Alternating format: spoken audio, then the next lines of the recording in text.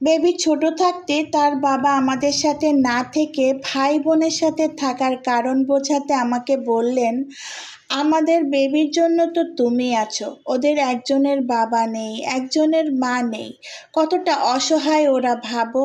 আমিও ভাবতে লাগলাম, ওদের শুধু মা বা শুধু বাবা দিয়ে যথেষ্ট নয়, মামা বা চাচা বা দাদি বা সবাইকে একসাথে লাগে। আর আমার বেবির বাবা ছাড়াও চলে, তার জন্য নাকি আমিই যথেষ্ট। এখন সময়টা কি হয়েছে জানেন, আমার বাচ্চার জন্য আসলেই আমিই যথেষ্ট হয়ে গিয়েছি।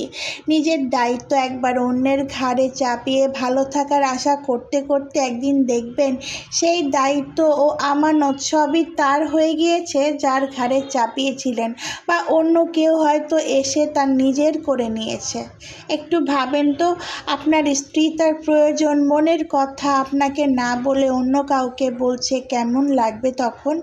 আপনার সন্তান আপনার কাছে না চেয়ে অন্যের কাছে বাবার ভালোবাসা কল্পনা করছে বা আশা করছে, কেমন লাগবে তখন? এবং আপনি তার জন্য শুধুই মাঝে মাঝে বেড়াতে আসা সেই মেহমান যে মাঝে মাঝে ঘুরতে নিয়ে যায়, চকলেট চিপস কিনে দেয়, একটু খেলাধুলা করে তারপর চলে যায়, ফিরে আসার জন্য নয়।